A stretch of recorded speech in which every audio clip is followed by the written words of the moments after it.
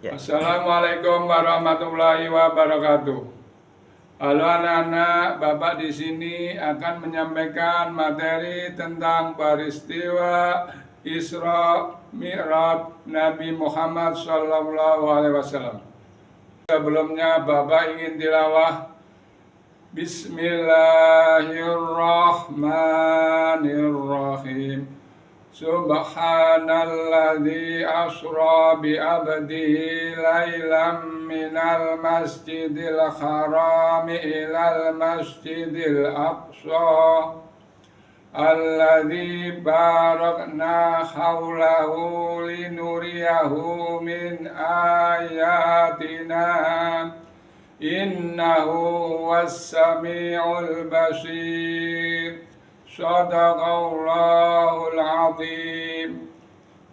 Selanjutnya anak-anak, apa itu Isra Mi'raj? Isra Mi'raj adalah perjalanan luar biasa Nabi Muhammad SAW dalam satu malam.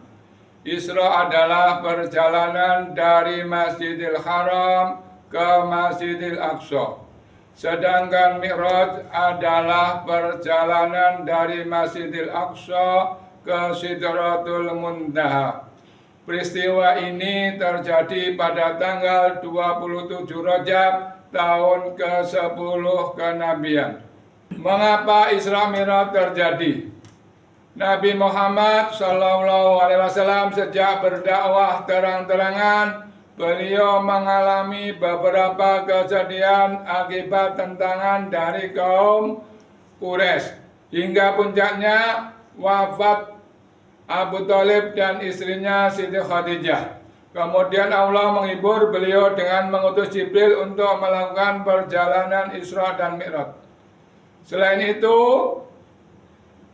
menunjukkan kebesaran Allah, dan Nabi Muhammad menerima perintah sholat dari Allah.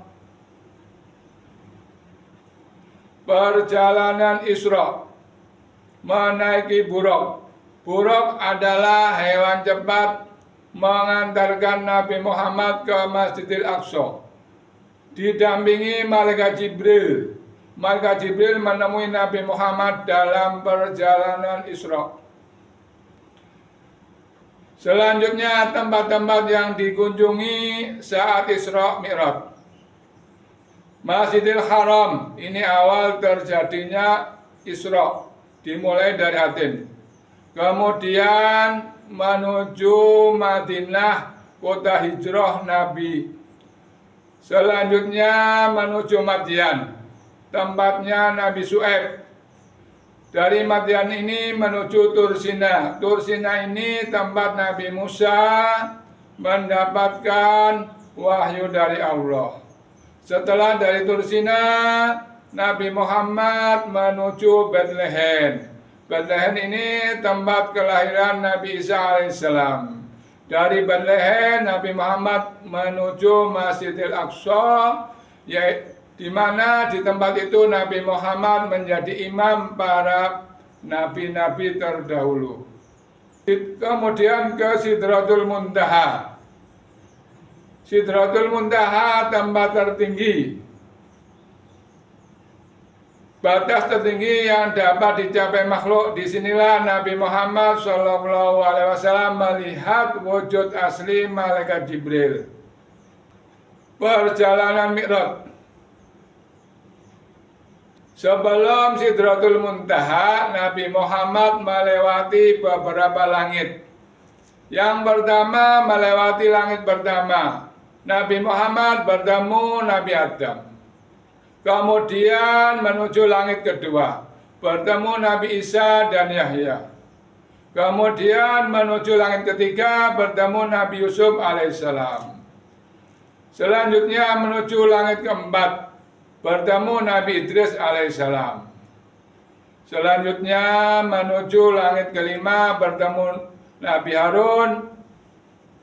Diteruskan langit keenam, bertemu Nabi Musa. Sampailah Nabi ke langit ketujuh, bertemu dengan Nabi Ibrahim.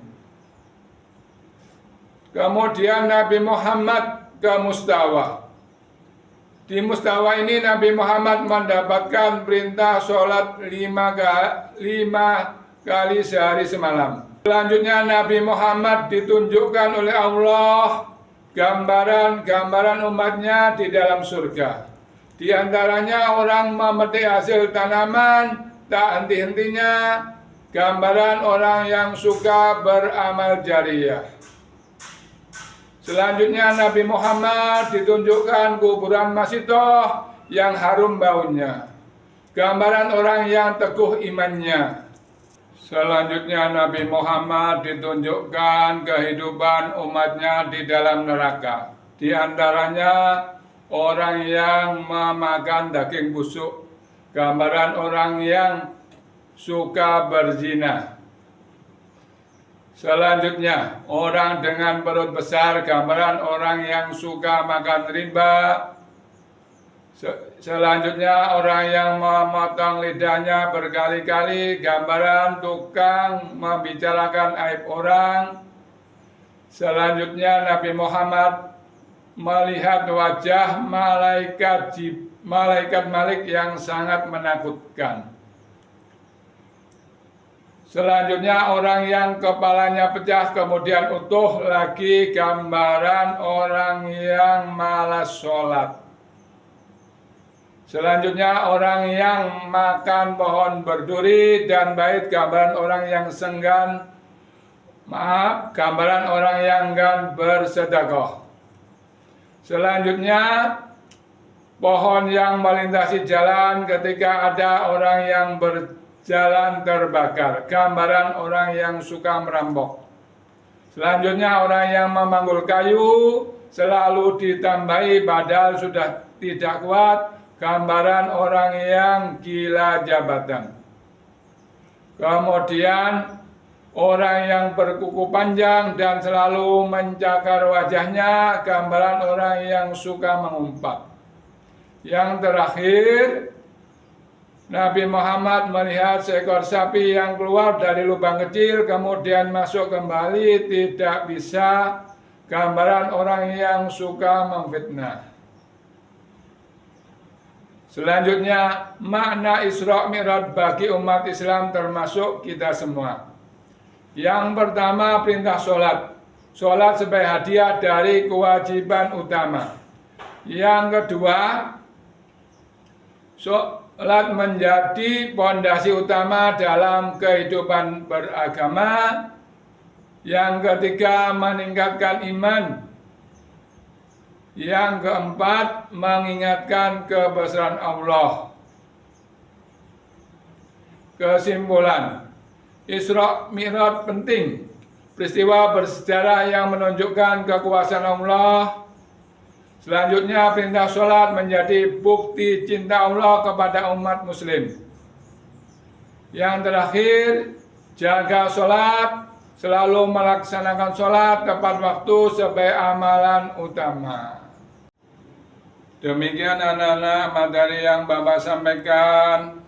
Semoga materi ini bermanfaat pada kita semua. Bapak akhiri dengan ucapan hamdalah dan ucapan salam. Assalamualaikum warahmatullahi wabarakatuh.